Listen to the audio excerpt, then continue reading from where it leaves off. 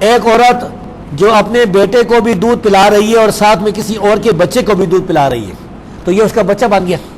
سوال یہ ہے کہ کیا جن کو یہ دودھ اکٹھا پلا رہی ہے ان کے تو نکاح جائز نہیں، اور کیا ان کے باقی بھائیوں بہنوں سے نکاح ہو سکتا ہے؟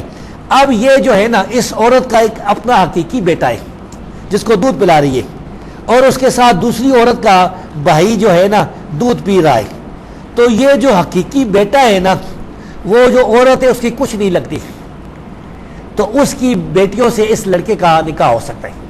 اب یہ جو لڑکا ہے نا، جو اس عورت کا لڑکا تھا جو اس کے ساتھ دودھ پی رہا ہے، اس کی یہ ماں بن گئی حقیقی۔ اب اس عورت کی جتنی بیٹیاں ہیں سب سے اس کا نکاح نہیں ہو سکتا، ساری اس کی وہ جو بہنیں بن گئی ہیں۔ یہ مسئلہ یاد رکھیں۔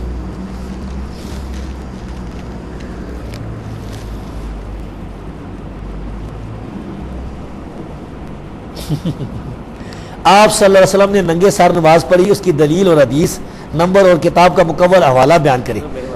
ہاں جی، یہ بھائی وہ بیان کرے جس نے یہ حدیث بیان کی، میں تو کوئی ایسی حدیث نہیں بیان کی کہ نبی صلی اللہ علیہ وسلم نے ننگے سر نماز پڑھی ہے۔ ننگے سر نماز پڑھنے کا رسول اللہ صلی اللہ علیہ وسلم سے کوئی ثبوت نہیں ہے۔ ہاں ایک روایت ہے کہ آپ نے ایک کپڑے میں نماز پڑھی تھی، ایک کپڑے میں، تو جس کے پاس اگر کپڑے نہ ہو، صرف ایک ہی کپڑا ہو، ایک ہی چادر ہو، تو پھر وہ جائز ہے۔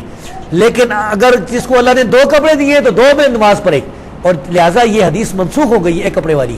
جس کو اللہ نے دو کپڑے دیے، یہ بھی صحیح حدیث ہے، آپ نے فرمایا دو کپڑوں میں، تو ننگے سر نماز پڑھنا بھائی بہتر نہیں ہے، اگرچہ مرد کے لیے جائز ہے۔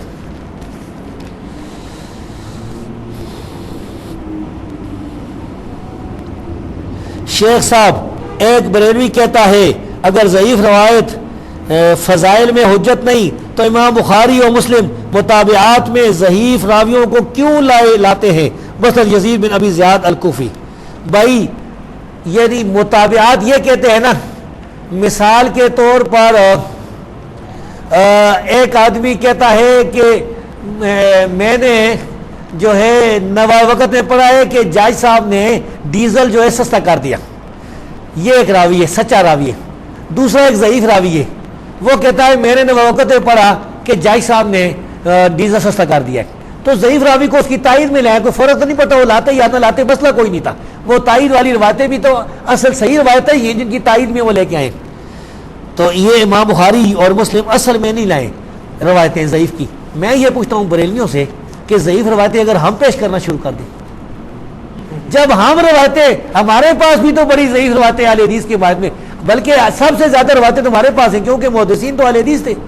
اب دیکھیں رفع دین کے بارے میں حدیث میں آیا ہے کہ نبی صلی اللہ علیہ وسلم وفات تک رفع دین کرتے تھے، معجم ابن عربی کی حدیث ہے۔ یہ ضعیف حدیث ہم پیش کریں تو مانے کا کون بریلوی مانتا ہے؟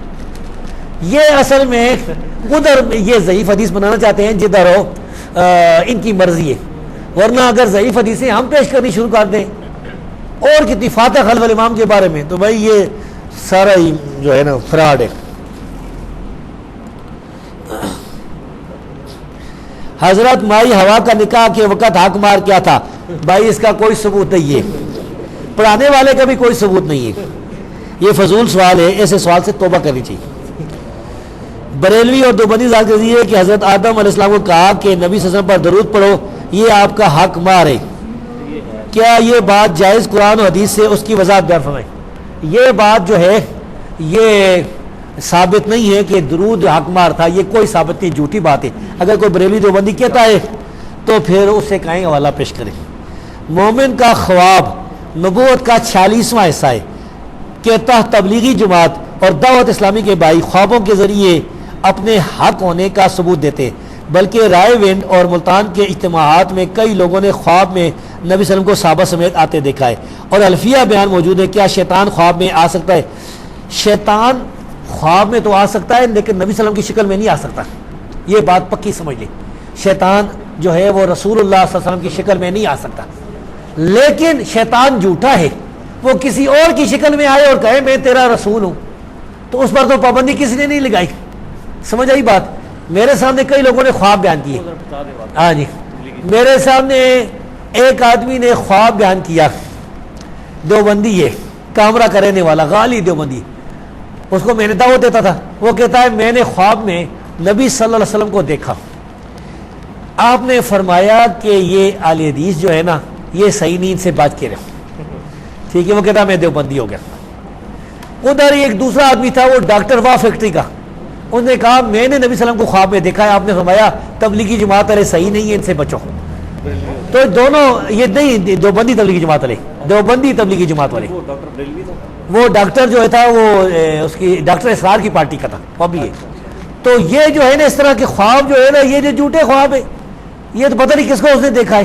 میرے سامنے ایک آدمی نے خواب بیان کیا کہ اللہ کے رسول کو میں نے دیکھا ہے، میں نے پوچھا کیسی شکل تھی، وہ کہتا بڑا نورانی چہرہ تھا، بالکل سفید داڑھی تھی۔ رسول اللہ صلی اللہ علیہ وسلم کی تو سفید داڑھی نہیں تھی، کالی تھی۔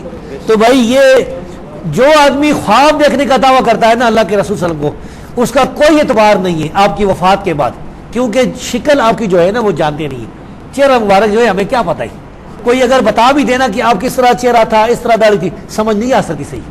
تو اس لیے خواب کو جو ہے وہ کوئی حجت نہیں ہے، بریلیوں کے خلاف، دیوبندیوں کے خلاف، دیوبندیوں کے خواب ادھر خلاف، طاہر القادری صاحب کے خواب جو تھے نبی صلی اللہ علیہ وسلم کا کرایہ نہیں تھا وغیرہ وغیرہ، معاذ اللہ، وہ ساری آپ کو پتہ ہوگی۔ طاہر القادری صاحب نے پھر اس کے جواب بھی دی تھے، انہوں نے 3 گھنٹے تقریر کی، انہوں نے کہا دیوبندیوں مجھے برا کہتے ہو، تم تو سارے خواب ہی خواب ہے تمہارے۔ خواب کا ایک واقعہ سناؤں، ہمارے گاؤں میں ایک عام آدمی ایک مولوی صاحب کے پاس گیا، انہوں نے کہا، وہ آدمی فوت ہوگا، اس کا نام رفاقت تھا، اللہ بخش دے۔